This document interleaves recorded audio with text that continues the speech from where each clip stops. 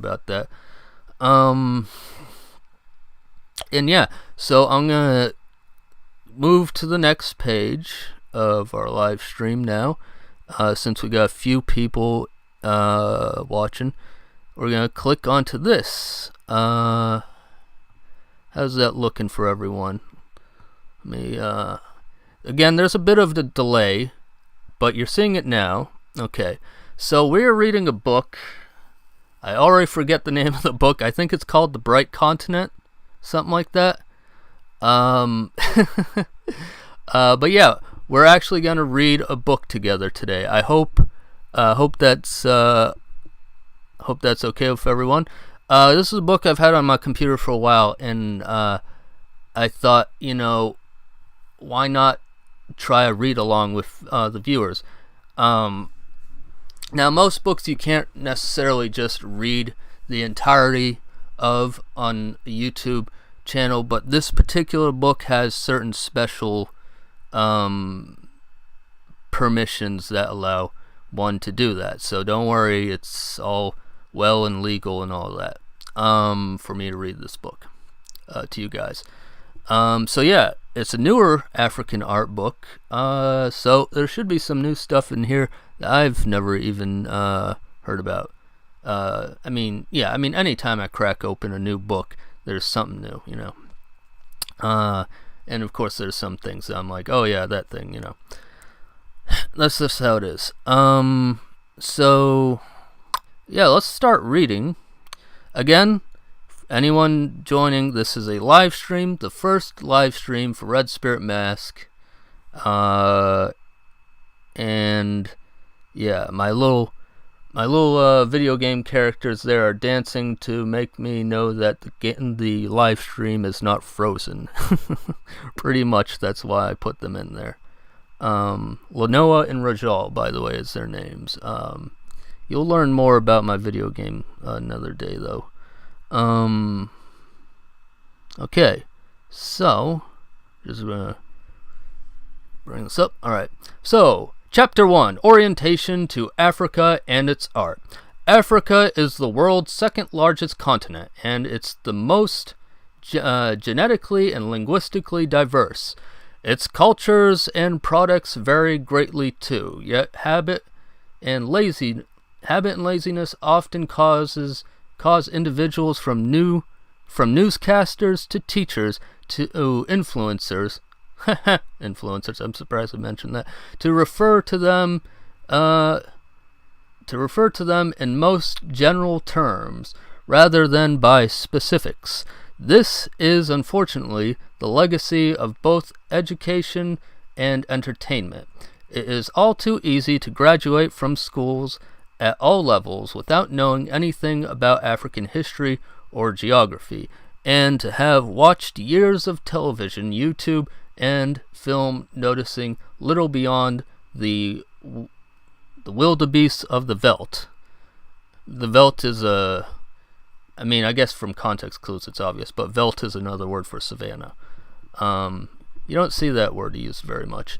Anyway, the Great Pyramids of Egypt, or brief scenes of violence, health crisis, or poverty that can be found on every continent, but are particularly showcased when Africa is involved. Art emerges from culture and history. In order to fully appreciate and explore it, we need both general background knowledge and tools to analyze and discuss it. And yeah, I agree with that statement, and that the media in general, whether it's on YouTube or TV, or actually not as much on YouTube, because hey, I'm a YouTuber, but especially on media, TV, and even in our school systems, they do a terrible job of teaching about Africa. I mean, if you guys have been watching me for a while, y'all know. Anyway, so learning objectives. So I think this book might have been made for an actual teacher to use. So I think that's why it's showing stuff like this. Learning objectives. Identify geographic regions of Africa. Incorporate an overview of African history. Identify genders and techniques associated with traditional art forms. Differentiate training and patronage in traditional contemporary arts. I kind of blanked out on that learning objective thing. Sometimes when you read out loud, it's hard to absorb the information. I usually read in my head, but I'm reading out loud for you guys. But hopefully things will turn out well. Africa. It's a term that creates a neat box, limited by geographic boundaries, but what attributes does this continent's name conjure? Your personal experience and exposure define your mental pictures of Africa. If you were raised there, your image is unlikely to be continent-wide. You picture the mango tree outside your house, your father and his friends sitting on mats and talking. Your mind is filled with images of city traffic and the cries of hawkers selling soft drinks, newspapers, tissues, plantain chips, peanuts. Oh, it just ends like that. Shouldn't it have an and? Oh, I shouldn't be a grammar police over here, but whatever. Sorry. I'm just saying that sentence ended abruptly, but anyway. You're transported to a boarding school as you press your uniform, hurrying... what does it say here? I just want to read what it says on Figure 1. Figure 1, Africa and Europe from space. Yeah, it's just a NASA image. Anyway, I don't know if we're always going to be reading the stuff under the box of the images, but, you know. Anyway, where was I? You're transported to a boarding school as you press your uniform, hurrying... A lot of these images are little, what's the word I'm looking for? Low res? Sorry about that. That's just how it is. That's not your video. The PDF itself has low res images, which is unfortunate. But yeah, that's showing the size of Africa in comparison to other stuff. Whoa, what just happened? What? Oh, I pressed the wrong button. Sorry about that. I pressed the wrong key and it sent us flying. Anyway, this is a pretty neat map right here. They got, this is an old map that was made in China, and their conception of what Africa was and its size, obviously not too keen, but point is China knew that Africa existed, so that's why they're showing that map. Alright, to line before the perfect discovers you're late. Alright, yeah. Okay, let's get back on track here. If you aren't African and you've never traveled there, these particular scenes are unlikely to enter your mind. Your thoughts, positive or negative, are shaped by media, your education, and your imagination. Despite American attempts to make K-12 education broader through multicultural approach, most elementary and high school teachers have studied little about Africa. Indeed, indeed, you're telling me. And are as subject as their students to visual and cultural stereotypes. Why is it so easy to stereotype a whole continent? Partly because our sense of geography is weak. No American, even those who have never traveled, would assume that Icelandic and Greek cultures are... Oh, jeez. I'm sorry. Sorry for the burp. Excuse me. It's live stream, folks. I can't edit that out. It just happens. You're going to see all of Red Spirit Mask's weird awkwardness. Because it's live. Live, baby. Alright. No American, even those who have never traveled, would assume that Icelandic and Greek cultures are identical or even substantially similar. Yet unfamiliarity with African countries and ethnonyms, histories, and cultural distinctions often group anything from the continent with an adjective no more specific than African. Adjective no more specific than African. A quick look at a photo taken from space demonstrates just how small Europe is in comparison to Africa.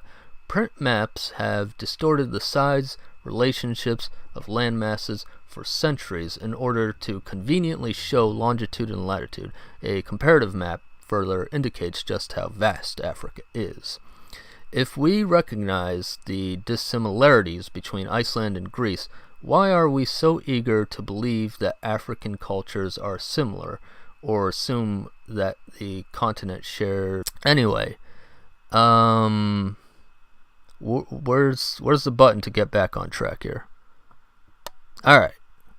Yeah, sorry about that. Now we're back on the PDF. Though before I continue reading, I see that someone named Lutho in the chat said hello. So hello there, Lutho. I'm probably not going to be responding to the chat too much, but yeah, I do have access to that, so thought I'd point that out. So anyway, let's get back to reading. A common religion, history, or arts.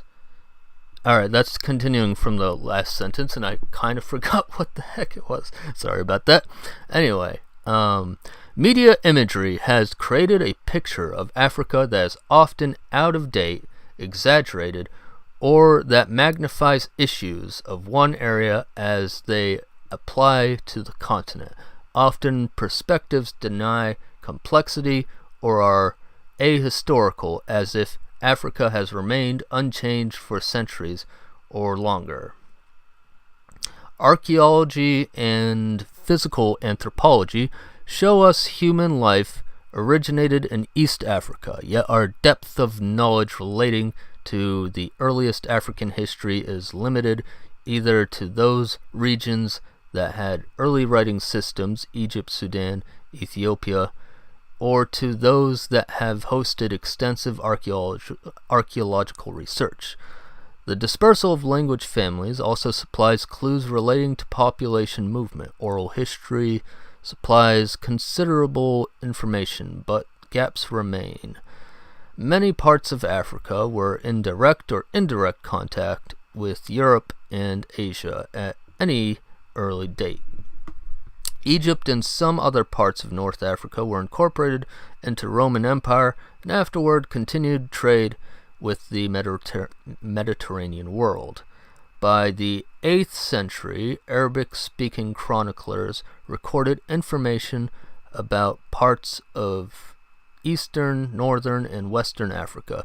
Ethiopians traveled to Byzantine and the Middle East, as well as to India, and Persians, and Arabs traded with a number of East African coastal communities, as did the Chinese.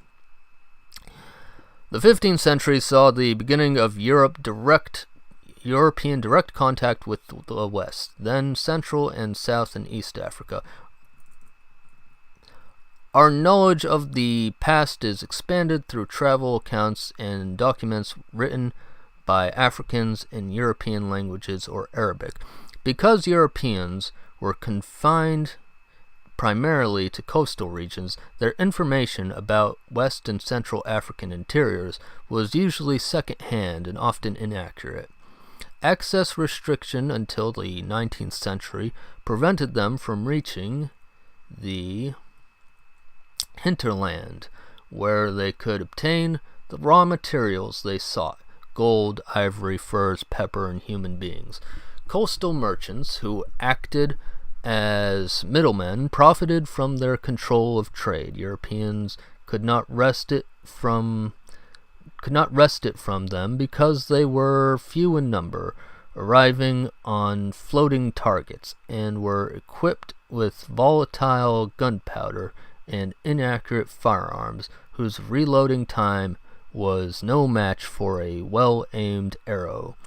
In the 19th century, however, all that changed. The repeating rifle shifted military advantage, and as the century wore on, Maxim-mounted machine gun provided even more effective firepower.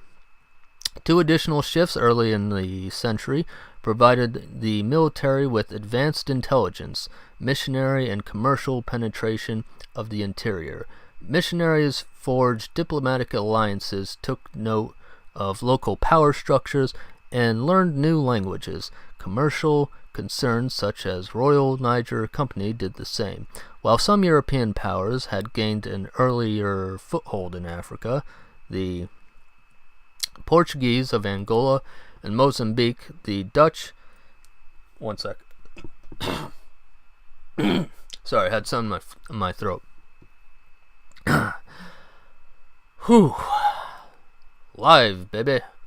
Anyway, while some European powers had gained an early foothold in Africa, the Portuguese in Angola and Mozambique, the Dutch in the Cape of Good Hope, the French in St. Louis along the Senegal River, and the turnover of Portuguese and the Dutch, Danish, English occupants of coastal Ghanaian forts. The late 19th century saw Europeans determined to carve up the continent, defined into defined spheres of influence.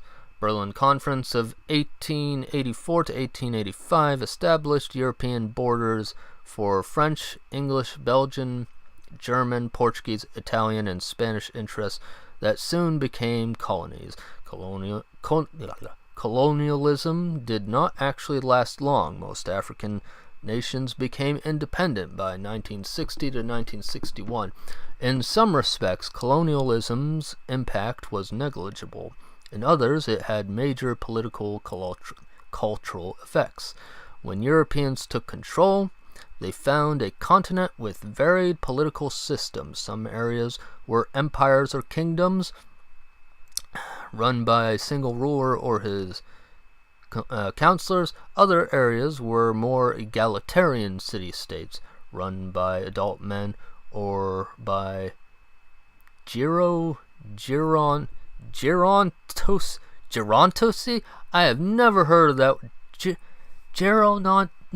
I gotta look that up sometime. Maybe not right now because we're doing live stream, but what the? I have never heard that word before. Gerontocracy. Yeah. Anyway, I feel like it might take me... well, I guess it won't take that long, but let's just keep reading. Some ethnic groups operated as single polities, while others were distributed among multiple states that might war with another. The arbitrary nature of the Berlin Conference borders meant that the old nations or individual families might be split into two spheres. It also meant that former rulers... I'm losing my place here. It also meant that former rulers continue as cultural leaders if cooperation with the colonial powers or be dethroned or exiled if resistant. Even those who kept their position no longer had military or full legal authority, nor did they have the ability to collect taxes. Governments based on the home country's will... Governments based on the home country's will were established, and independence did not reinstate traditional rulers to the full powers that they had previously. Besides new political and court systems, foreign religious and educational systems had major lasting influence. Christianity arrived in Egypt, in the Sudan, and Ethiopia a long fucking time ago. In the 4th century. Yeah, they didn't have an F-bomb in the actual book. I was just adding that myself. In the 4th century, the same period, it was recognized officially in Europe, and parts of northern and eastern Africa became Muslim immediately after the Prophet Muhammad's death.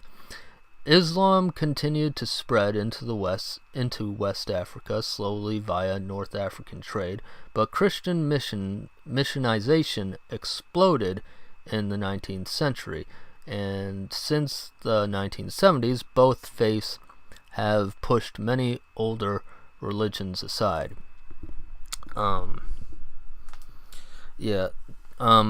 So in case you didn't know, the Christian religion did come to Africa very early, but only into a small area.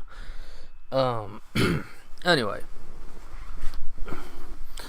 I'm gonna get a little more comfortable here. Oh, by the way, sorry I'm not doing a camera on me, but like I tried live streaming many years ago on Twitch, and it didn't go very well. Hopefully this stream is going a little better. Actually, let me check, because I can't see, while I'm reading this, I can't necessarily see everything. Yeah, so the two animated GIFs are still animated, so I assume the stream is going well. Alright. And we got more viewers right now, at least, from last I checked. Well, the stats have a concurrent viewers and a total view count, I think is what I'm looking at. So, those are changing. Anyway, where was I? Let's get back to reading.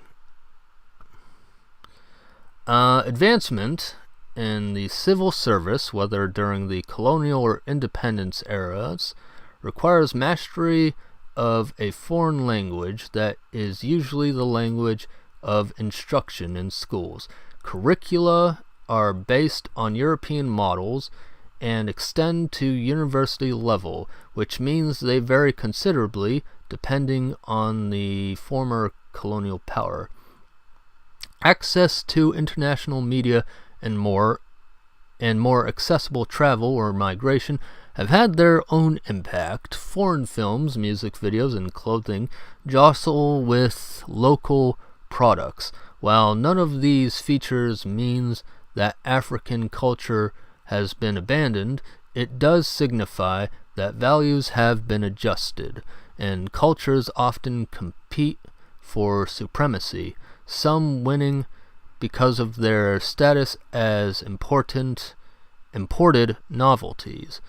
As well, we see the visual arts are part of this duality, with retentions of older practices coexisting with new materials, functioning, training, and patrons. There are many different ways of breaking this huge continent into smaller segments for effective discussion. We could look into climate zones, desert, Sahel, savanna, rainforest. We could consider colonial history and examine Anglophone and Francophone and Lusophone nations. We're going to take an approach that considers a limited number of geographic zones, dividing the continent into 7 sectors.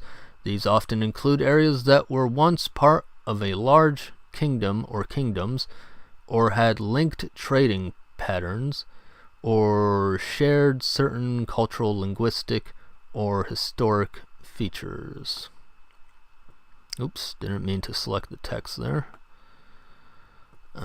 Should just use the arrow keys.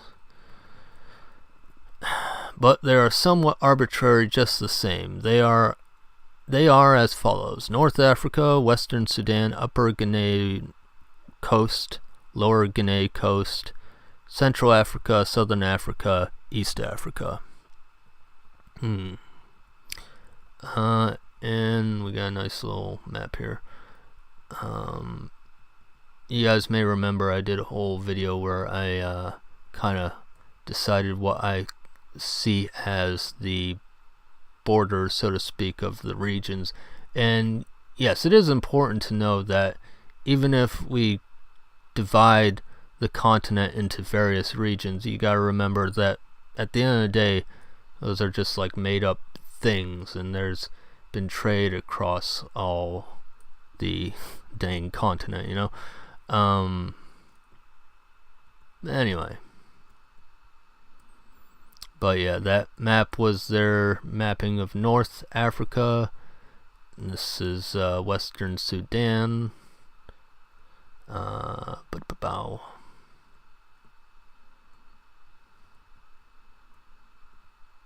Upper Ghanaian coast.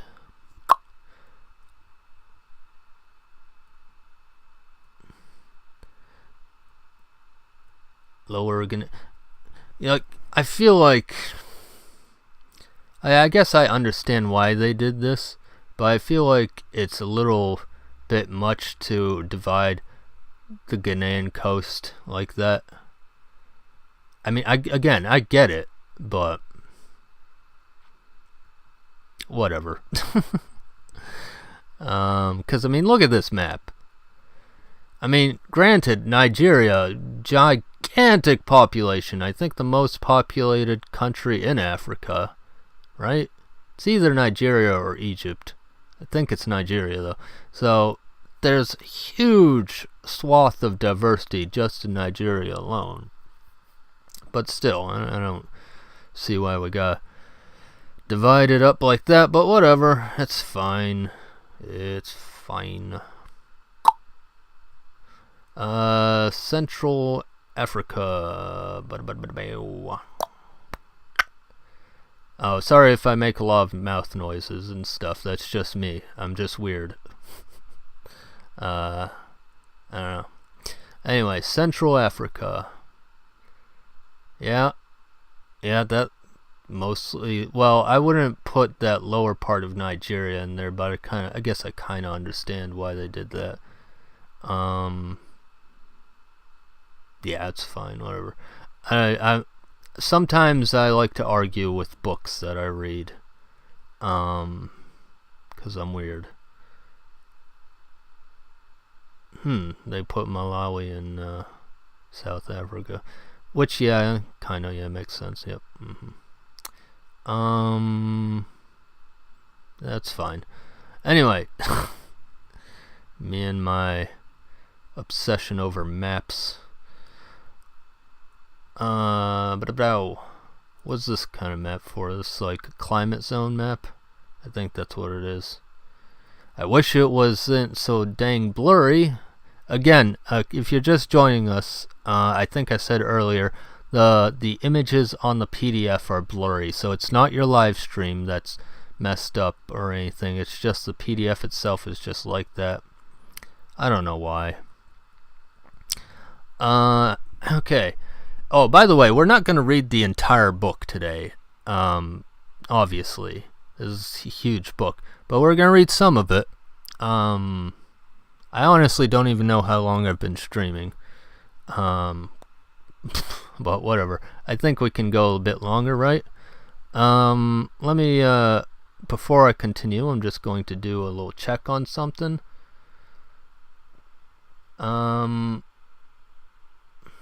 Okay, we got another comment there too. Looks like linguistics to me. Well, it's not in... I can't say there won't be any linguistics in here. But it's an art book.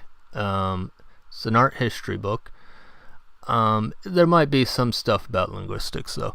This is so basically this book I've never read myself. I've just had it on my computer for a while, and I decided that I wanted to read it all with you guys.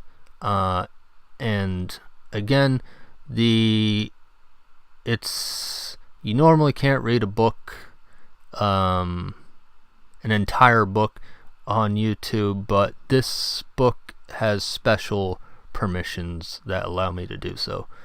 Anyway, let's continue to read our PDF.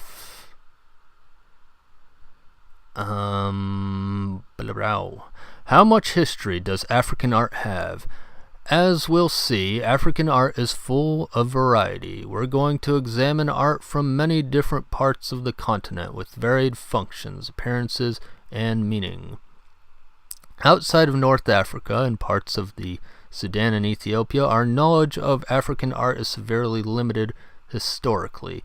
Most older works in museums are from the 19th and 20th century because wood has been a primary medium for sculpture. Unfortunately, both termites and acidic soil do not allow for its long survival. I think I've covered that with you guys before talking about the termites. I don't think I mentioned the soil thing, but I definitely mentioned the termites. Back when we were talking about the ancient mask thing. Anyway, even when objects are wrapped in insect-repellent leaves or stored in the rafters where the smoke from cooking fires helps slow insect depredations, art is not valued for age, but rather for vitality. Vitality. Sorry, I have Mortal Kombat on the brain, I guess. Anyway, sorry. Where was I? Art is not valued for age, but rather for vitality. A termite-ridden work will be replaced. Some mediums are more resistant than wood. The copper-based alloys, brass, copper plus zinc, and bronze, copper plus tin, will survive burial in damp soil, although oxidation may produce a greenish surface patina. Terracotta-fired clay may break, but it will not deteriorate. Ivory will survive above ground, but it can burn in fires like wood and will deteriorate if buried. Sorry, just gotta move my arms a bit. These live streams, I gotta remember to move my body a little bit so I don't get uncomfortable. But yeah. As it's saying though, terracotta, it can survive, but it can break, but that's not really a big, well, it is a big deal, I should say, but point is, a lot of the oldest stuff we have from Africa is in terracotta for a reason. Very little archaeological work has been conducted south of the Sahara. Indeed. In fact, I heard this one saying, I don't know if I said it on another video, but it's been said that for every ton of dirt that's been dug in Egypt, only about teaspoons worth of dirt has been dug in Africa, in sub-Saharan Africa, something like that. Anyway, I guess I didn't need to bring up that quote, but it's just something that always pops into my mind when we're talking about the archaeology of Africa. Anyway, let's get back to what the book is saying. Very little archaeological work has been conducted south of the Sahara, but when it has occurred, its style and direction often include starting deviations from what the 19th and 20th century art suggest were past truisms. Oh, I just lost my place. Hold on. Okay, I see where I am now. There are huge gaps in African art history due to these factors. The Edo peoples of Nigeria, Benin Kingdom, are the only ethnic group to have substantial metal and ivory works from an unbroken period of just over 500 years. This permits gauging stylistic change, the introduction of new motifs and forms, and other aspects that are commonly assessed in the art world.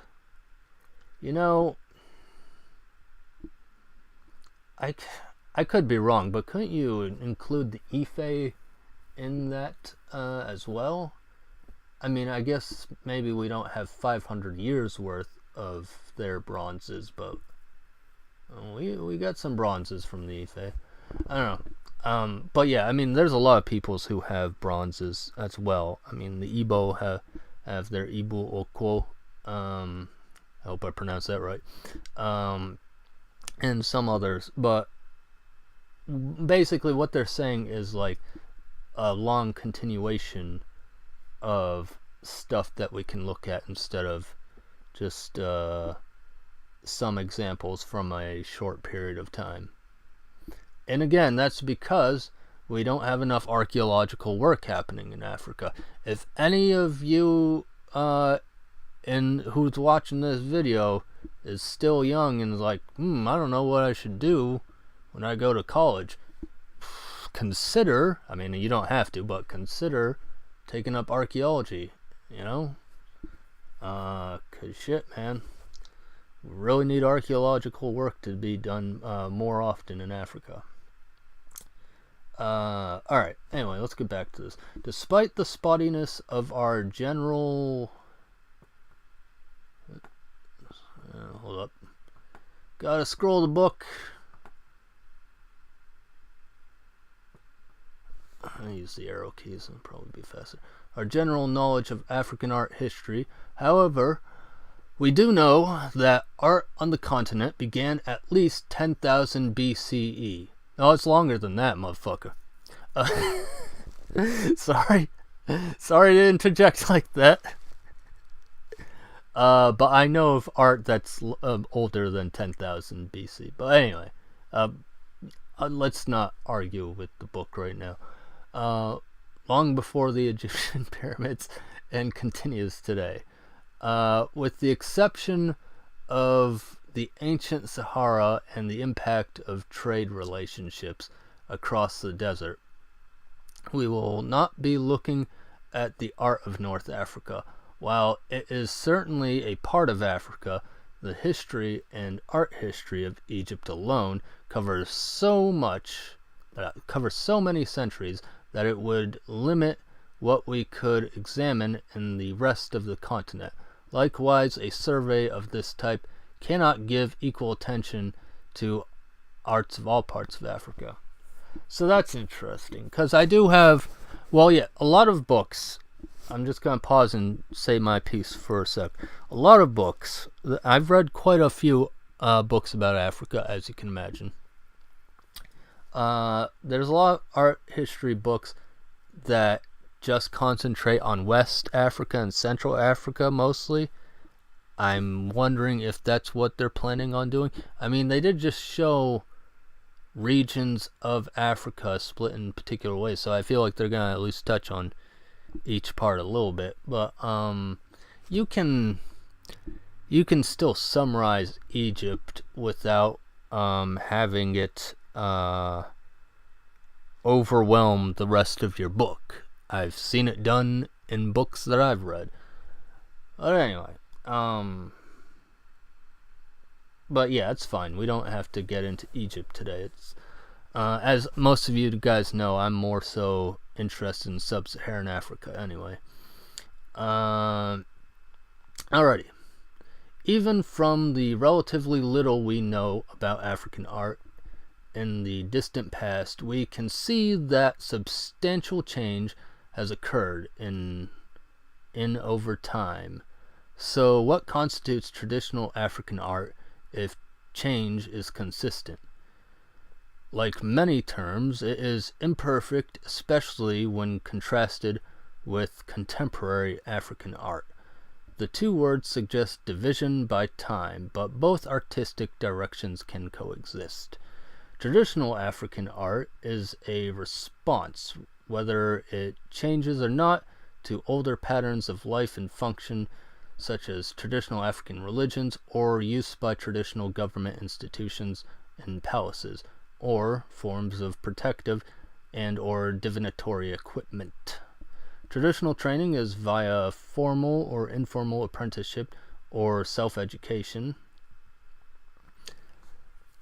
I would say it's more so apprenticeship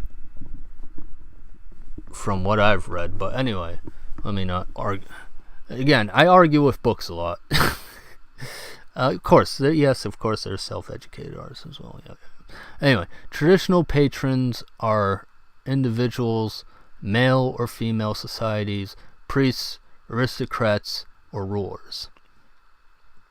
Contemporary African art is distinguished by its diversions from the route of traditional art. Sorry, I blanked out for a second. That may happen sometimes. I'll blank out and be like, what the hell did I just read? Let me start that over. Contemporary African art is distinguished by its diversions from the route of traditional art. Its functions often differ, emphasizing status, display, or advertising. Training can be by apprenticeship at some levels, such as sign painting, and can also result from self-education.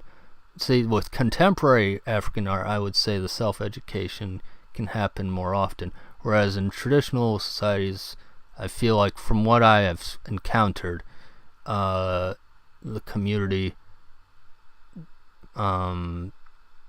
carries over its knowledge to the next generation more often. Anyway, where was I? But it often involves formalized training via a Western model in contemporary art. Yeah. Because the art schools, the schools will probably be built by Westerners, so they wind up teaching in a Western type fashion, the shadows of colonialism. Anyway, organized workshops, art schools, or university specialization materials might be identical to those used by traditional artists, but technologies expand to incorporate acrylic or oil paint, glass, cement, resin, rubber, or other mediums that became available through foreign introduction. Now I'm going to pause there and see what the heck this is all about. What about tribe? Many Africans use the word tribe to describe their ethnicity. It is a term that carries different meanings for Americans and should be avoided in the U.S. because those associations are misleading. We tend to link the word tribe either with nomadic prehistoric people or with Native Americans, and in each case it has picked up connotations of small bands of people who live either on the move or reside in small villages. In the United States, we do not use the word to discuss large populations or people who live in cities, and therefore it can distort the idea of what Africa is, perpetuating inaccurate preconceptions. If we don't think of the Irish 4.8 million or the South Korean as 51 million as tribes, even though both nations have fairly homogeneous populations, why would we describe the Yoruba or the Hausa, both in the 38 to 40 million range, as tribes? Ethnic group accurately describes both the Zulu and the Han Chinese, despite differences in numbers and lifestyle. So yeah, that's a very good point. That's all I I don't really have much to add to that. It's a very good point. I feel like I might have talked about something like that before. Maybe? I don't know. Maybe that's just something I was told to someone in my own private conversations. Maybe I haven't said it on YouTube yet. But anyway, where were we? Contemporary patrons are usually individuals or corporate bodies, companies, hotels, government buildings, and need not be African at all. In a way, art made for export to tourists or overseas shops is contemporary art because even if the artists are the same ones who make traditional art for local use, the shift to indirect patronage and accommodation to foreign preferences moves them toward contemporary end of the spectrum. Before we continue, I just want to switch over and check how things are going over here. Yeah, we're doing all right. I just have to check on the page from time to time to make sure, the live stream is still live and not, frozen. Again, that's why I have my two video game characters dancing over there, so I can just quickly see, okay, they're still dancing. That means the stream is still live, it's still going. Alright, so let us get back to our reading. In this chapter, we'll look more carefully at both traditional and contemporary African art, examining their mediums, tools, training, methods, patrons, and audiences. We'll also examine issues of style which apply to both types of art. Alright, Chapter 1.2, Gender, Materials, Techniques, and Traditional Art. Traditional African art restricts the use of certain materials to a specific gender in most cases because it's a huge continent. Sorry, I had to scroll up. That's always going to be that awkward switch between the bottom and top of the page. Many aspects aren't absolute, but apply to most cultures outside of North Africa. I need to switch my position here. Oh, I have no idea how long I've been streaming. It has to be at least an hour by now, right? I don't know if there's any restrictions on how long I can stream. Well, whatever. Anyway, I'm going to keep going because I still feel like reading. Where was that? An examination of materials and techniques will elucidate the least and most flexible aspects of artists and fixed gender. One sec. Sorry, something caught in my throat. Why do people adhere to these gender rules? They are rooted in time as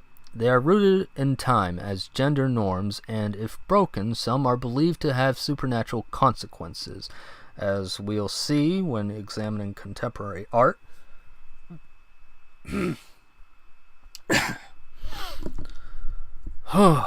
Sorry.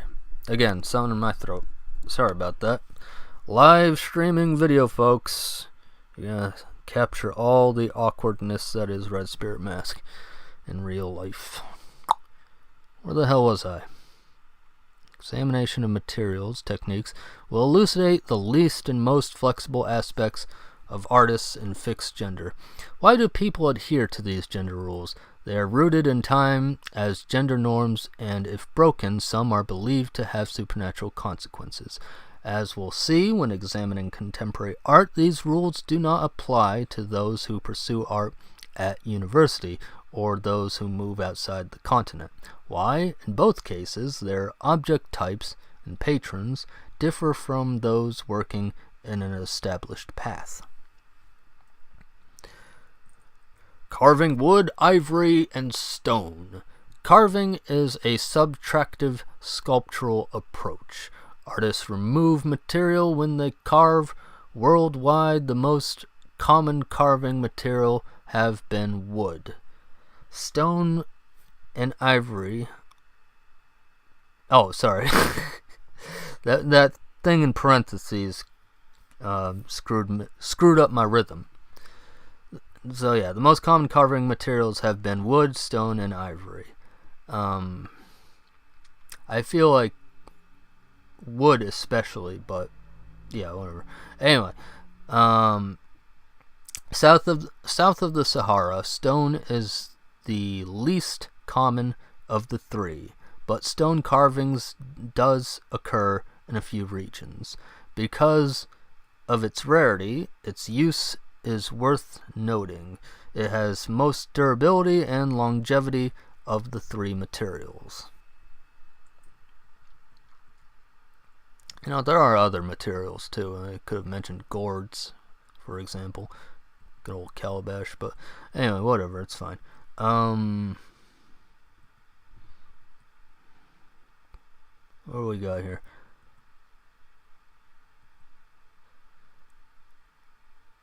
That's pretty cool. What is that? Well, obviously it's a container, but I actually don't recognize this one.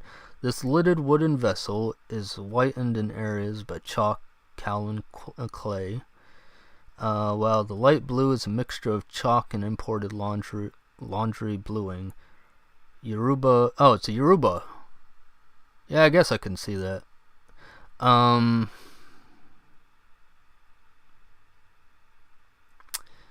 Yeah, so this was done by a Yoruba artist in the 19th century. Again, if you're just joining us, the images on the PDF themselves are blurry. There's nothing wrong with the stream, as far as I know. There's nothing wrong with the stream. The PDF itself has blurry images, which is kind of annoying for obvious reasons.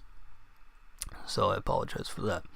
The other image, let's see. This Samo blacksmith from Burkina Faso is using an adze to shape another 2 handle. If you've never heard of an adze is like an axe, but imagine the blade of the axe is turned about 90 degrees. And that's an adze, pretty much. Now, let's see. Where were we? Oh, here we are. Another image. Hold up. I want to look at the image for a sec. This basalt figure is one of about 300 similar stone sculptures found in a small part of the Ajagam territory. I know the name of this fucker. What is your name, man? I gotta try and not swear so much. Jeez. Sorry. Ikom. IKOM is one of the names they go by. These sculptures also go by the term Akwanshi. Akwanshi is, how do you spell that? AKWANSHI, I think. So yeah, both of those names, if you look up either of them, you can see more of these awesome figures. So Ikom, which will be easier to spell, IKOM, and then Akwanshi. I don't know why they didn't mention the name of the sculpture. I mean, whatever. Anyway, let's actually get to the main text now. Ivory is a luxury material. Although it was readily available in many parts of Africa, its use was usually restricted to rulers, aristocrats, and those recognized for special achievement. Wood was the most common continental carving material. Although it was rarer in arid regions, men exclusively carve wood, ivory, bone, and stone. Nice little rhyme there. Anyway, all subtractive substances that require sections to be removed in order to create the desired form. They usually are also responsible for cutting down the tree that yields their material, usually with a prayer or small sacrifice to honor the spirit housed within the tree. Sometimes the chosen wood is mandated by the type of object. In general, lightweight woods are used for masquerades to lessen the dancer's burden, while artists select denser, weightier specimens for figures meant to be termite resistant. The traditional artist toolkit formerly consisted of a set of differently sized adzes and knives for finishing work. The adze in figure 14, which we just looked at, chops into the wood and towards the artist, a motion not unlike that of the African farm hoe, whose shape it mimics. Artists work directly into the wood without preliminary drawings, blocking out the basic forms and then refining them in nearly all cases. And yeah, that's something, that major respect to that, because they just do that, man. I've seen it. It's like they don't sketch it out. They just like they cut out the big major chunks, and then after the major parts have been cut out, they work on the finer details. It's very impressive. Anyway. Objects made from wood are monoxyle. That is made from a single block of wood, rather than joined by glue, pegs, or nails. Let me just say, like 98% of the time, that is true. There's a few examples where there are non-monoxyle, non-single block wood pieces out there. Now I can show that to you guys sometimes. Like the first thing that comes to my mind is there's this like a puppet. There is puppets in Africa. What is that one called? I can't remember the name of it. But anyway, you get my point. There are a few wooden artworks out there, sculptures that use multiple parts, but like 98% of the time, what this book just said is correct. In areas with traditions of carving ivory and or stone, woodworkers remain the sculptors and continue to use the adze even for small objects. Soapstone is quite soft and is usually the stone of choice, but quartz, granite, and other stones, figure 15, have also served in some regions. Figure 15 was the Ecom statue, right? Yep, sure was. Wooden sculptures are frequently painted. While traditional artists often employ manufactured paints today, colors made from botanical and mineral sources were standard in centuries past. Even when wooden surfaces remained unpainted, handling and the application of oil and pigment may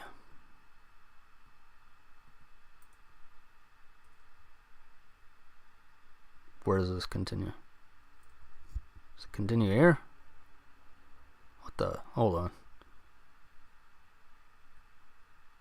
May not be tested. What kind of organization of a page is that? I'm sorry. I had to go from here, from above this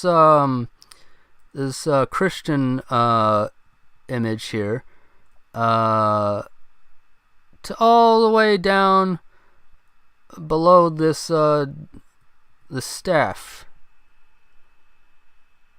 I'm sorry, that's just the organization of that is a little annoying. Anyway, even when the wooden surface remains unpainted, handling and the application of oil and pigment may not be tested with radiocarbon dating nor any specific method or to date, although the age of the rock is... Wait, am I wrong? What the fuck is wrong?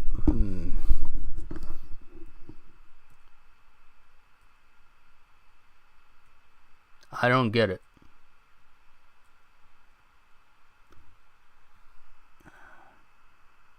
Wooden sculptures are frequently painted. Traditional artists manufacture plants today, colors, botanical past.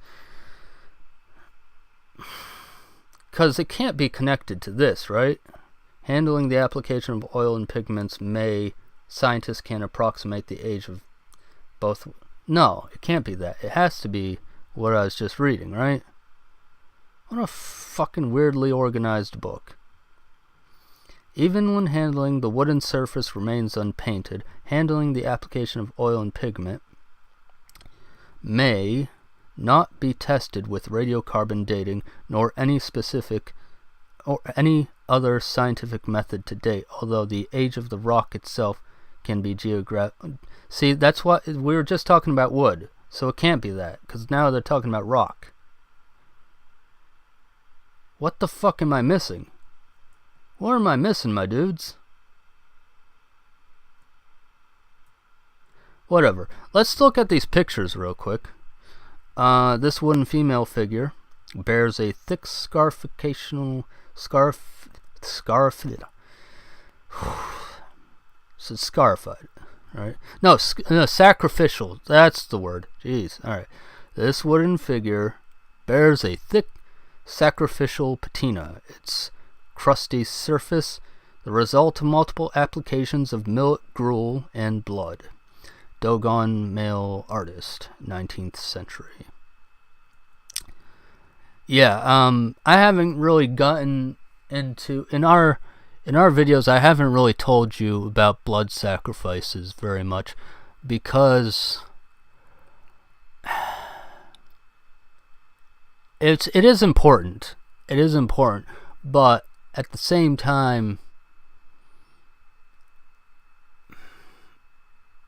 I don't know. Let's just say I have my reasons. I can't think of it. I'm not that great at thinking on the spot sometimes. But yeah, I haven't told and talked to you guys about blood sacrifices. I guess because I don't want people to be like, "Oh no, blood," you know, and then scurry away or whatever. Though in an upcoming video of mine, I actually do plan to talk about, or at least mention blood sacrifices and stuff like that, right? Was that what I was gonna do? No. But I was going to talk about blood in a cultural context, but in a different way. But it just hasn't been necessary for me to, with the subjects that we've covered so far, it hasn't been necessary for me to really bring up sacrificial blood. It's because there's a lot of people who...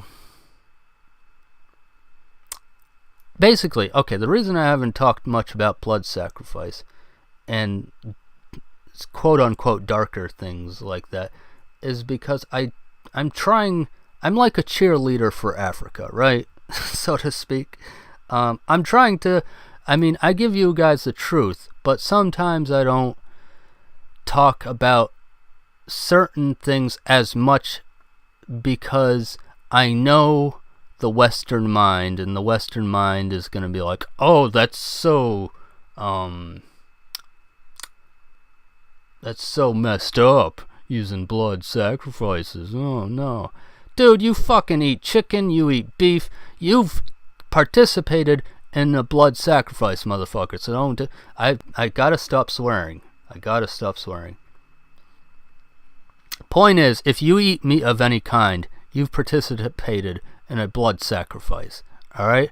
And when the Africans, when they kill an animal for a religious purpose, they kill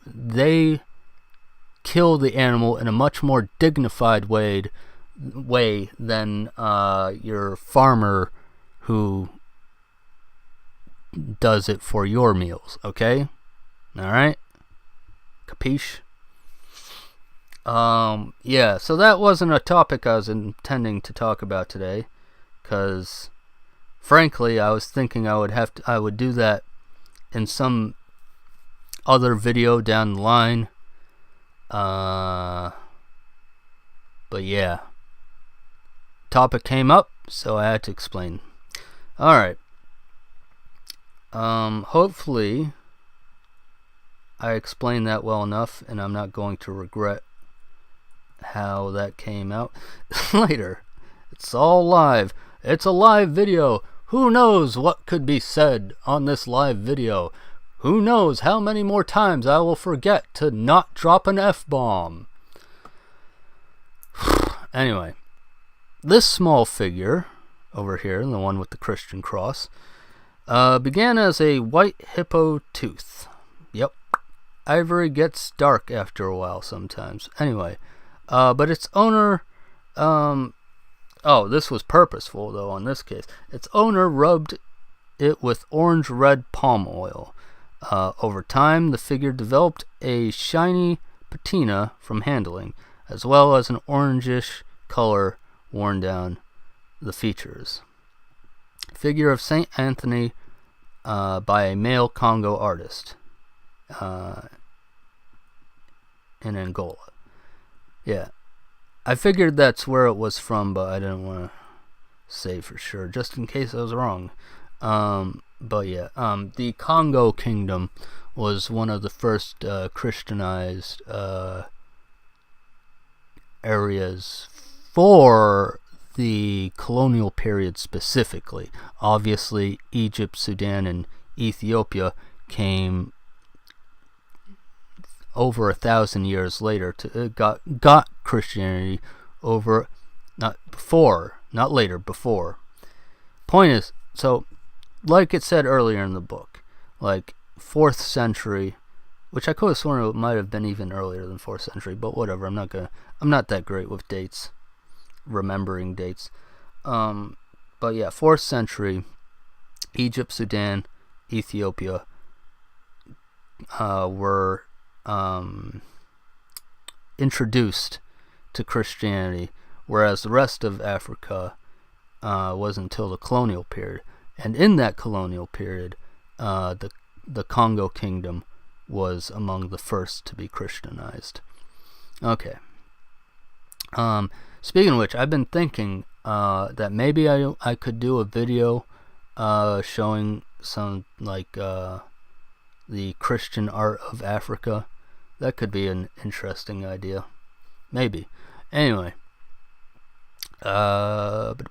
Scientists can approximate the age of both wood and ivory through carbon dating 14 or radiocarbon dating techniques. This testing can only be used on substances that were once alive: bone, charcoal, wood, ivory, textiles made from cotton, wool, linen, silk, etc. The method checks the decay rate of carbon-14, a radioisotope, to determine age.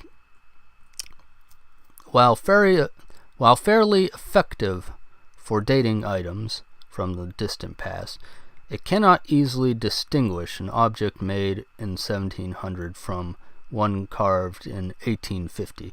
The plus or minus accuracy diminishes as one approaches the present. One exception, however, occurs. Items whose carbon-bearing material was alive after the 20th century. Sorry. Something in my throat. Sorry about that. One exception, however, occurs. Items whose carbon-bearing material was alive after the 20th century nuclear testing and the explosion of fossil fuel use show a different profile. So these recent items have artificially higher radiocarbon levels. Stone objects, being inorganic, cannot be tested with radiocarbon dating, nor any specific method to date, although the age of the rock itself can be geologically determined. Why is carving restricted to men? Most artists don't articulate the reasons, attributing this to custom from time immemorial. However, the practice seems to stem from dual beliefs. Women may become infertile if they work with objects used in sacred contexts, and their bodies during menstruation have the power to neutralize the supernatural medicines that often activate masks or figures. Now, as some of you may know, there are masks that are worn by women, not a lot of them, but there are some. But those masks, even the ones that are worn by women, are usually made by a man as well, at the behest of a woman. Anyway, let me check and see how the stream is doing. Alright, everything looks fine. Is there a way for me to tell how long this video has been going? Because I really do not know. How's the stream health? Okay, the stream health is still good. Yeah. Alrighty. Let's keep going.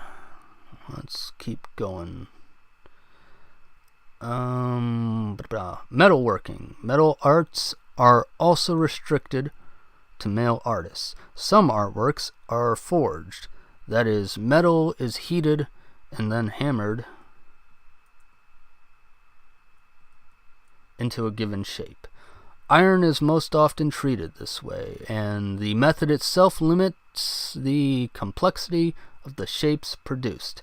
Works created this way usually employ simplified shapes without much internal detail. Before we move on, let's look at the staff over here. Now, it's funny, I was just working for my video game. I was just working on putting one of these staffs into my game, and yet the name of the dang staff doesn't come to my mind.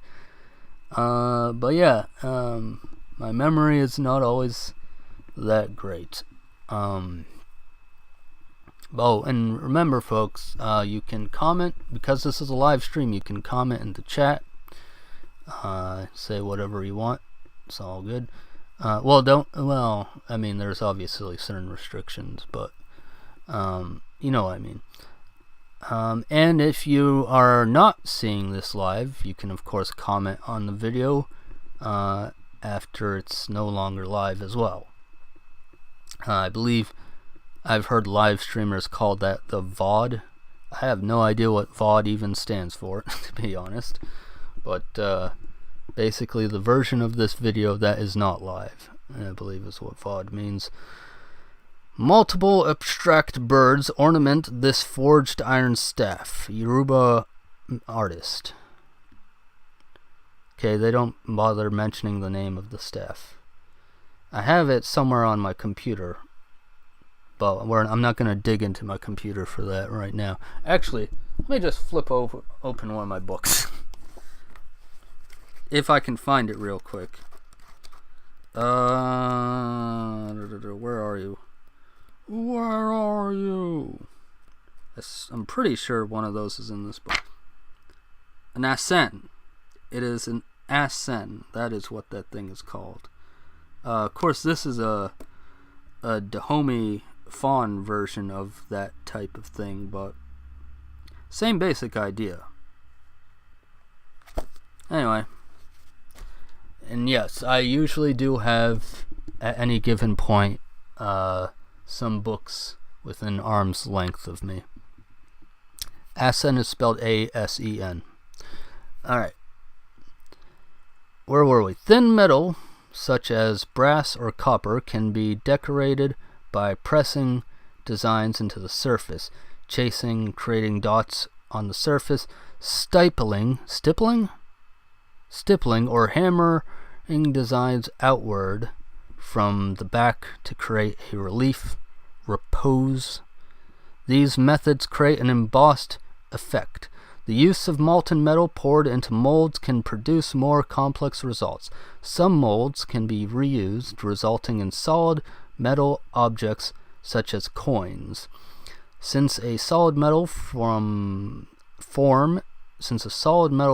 and a hollow one look identical, the desire to conserve valuable metals led to one-use mold technique meant to produce hollow sculpture. The lost wax casting technique, also known as pierre-perdu.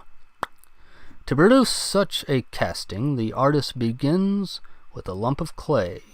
Shaped loosely like the desired result, the artist covers the core with a thin layer of malleable beeswax. Figure 19, cola container, nupe.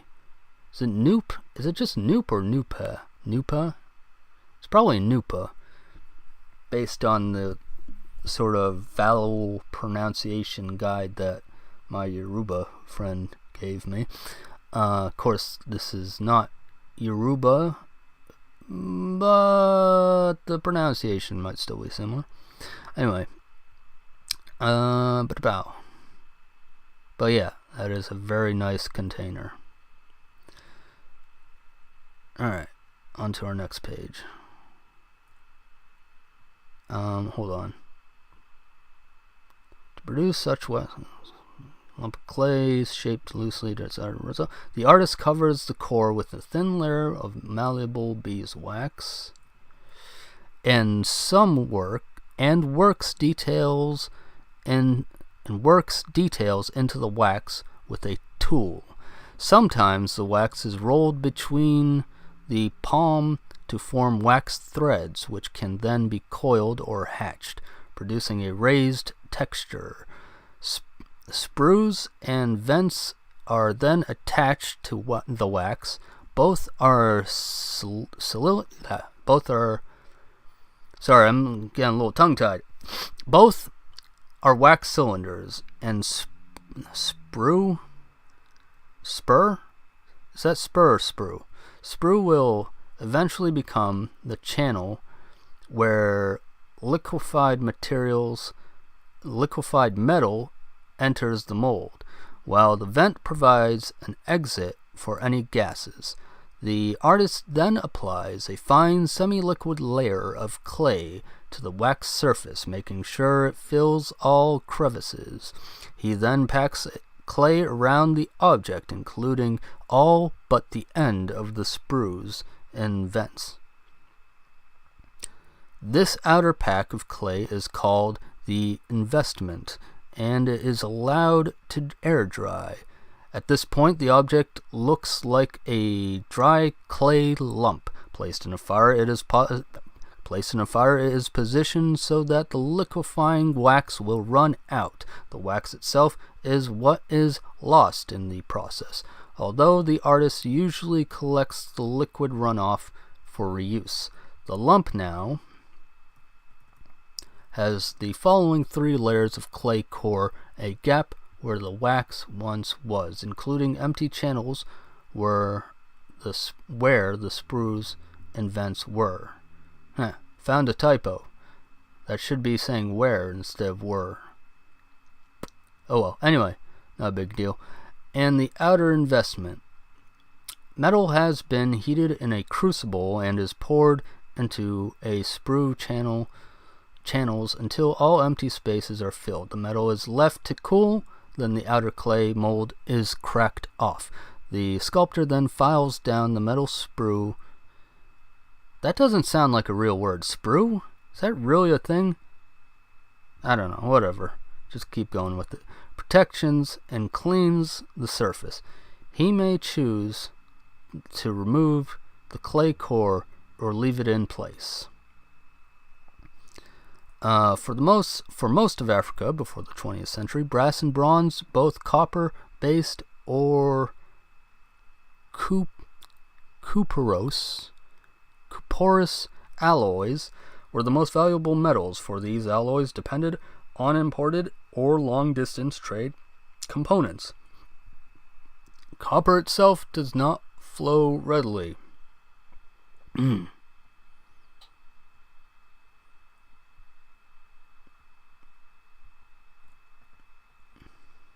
Okay, so let's look at the pictures here. I was going to continue with that speech, but we've got quite a few pictures to look at. Okay, so this coin is from Axum, Ethiopia. Axum coin made from a reusable mold, Ethiopia 4th century. One of 2 coins depicting Ousanas and an anonymous king. Alright. Cool. Here's the Ibokwa art that I mentioned before. This bronze staff, top of the form of double-headed snake, was made using the lost wax casting method. Igbo, male artist. Ibokwa site, Nigeria, 9th to 10th century. And here we got like a what do you call the like the schematics of how the lost wax casting method works. And they're showing an Ife head from Nigeria in that. Anyway, diagram is, I mean, I guess the word schematic works too, but diagram, that's what it is. Anyway, I just explained it to you, so I'm not going to read the thing. What are those? Bracelets, anklets? These silver armlets with gold ornaments belong to the last monarch of the Dahomey Kingdom, Bahanzin, fawn male artist from Huntonji family, Dahomey Kingdom. Whew. I think we've been streaming a while. I don't know. Should I stop now or should I keep going? I am not certain. I might still keep going. I don't know. Let's see. I'm sort of slowing down. I want to see where would be a good. Ooh, that's a fudging good looking sculpture right there. Look at that. Look at that. That's cool.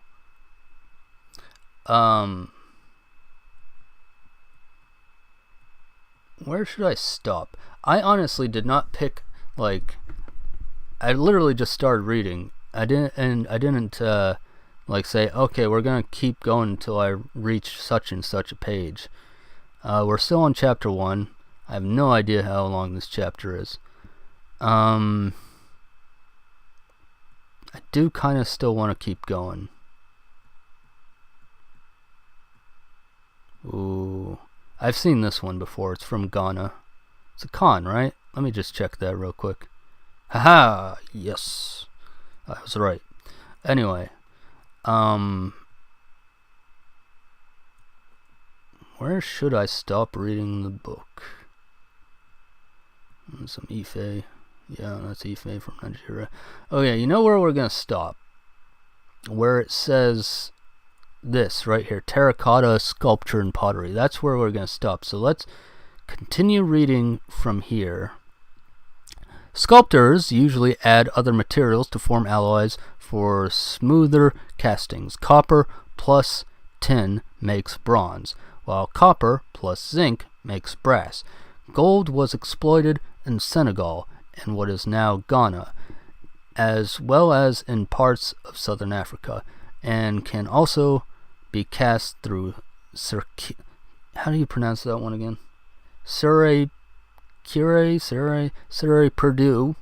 Relatively little silver occurs in Africa. Its use in art typically derives from imported metal, particularly the European Maria Theresa thalers, first minted in the 18th century. Metal itself cannot be scientifically dated, but the clay core remains in a sculpture. That core's firing date can be determined through thermoluminescence, or TL dating. This procedure ascertains when certain materials, such as clay, were heated, measuring objects' radiation since firing. It permits greater accuracy than carbon dating, but sample results can vary. Alright, so let's see. The Gabaya potter from Cameroon has added a coil of clay to the top of the pot and is flattening and smoothing it into the existing clay. Figure 25. When the clay is leather hard, the potter uses a variety of tools to incise lines and dots. The pot is darkened by being a smoky environment. The artist also added ridges and relief elements at this time, and it was made by a Nupe woman. I don't know if it wasn't. I'm not sure if it was mentioned earlier, but yes, usually clay and pottery is usually made by women in Africa. Okay. So, we will read on. Man, that's a cool pot. I'm surprised I've never seen this pot before. Look at that thing. And according to this, it's Igbo.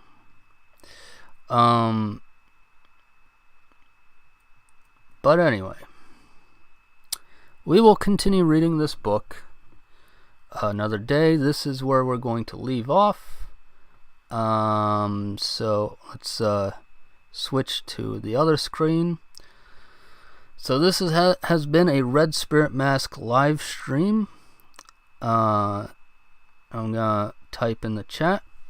Thank you all for watching. Alright. And that's pretty much it, folks, for today. I can finally see where they put the stream time. So apparently we did stream over an hour, about an hour 35 minutes. That's perfectly good for any stream, let alone my very first stream. I hope you enjoyed learning with me today. Again, if somehow you're only just getting into the stream now, it's this was the first live stream for Red Spirit Mask, so it's a bit rough around the edges,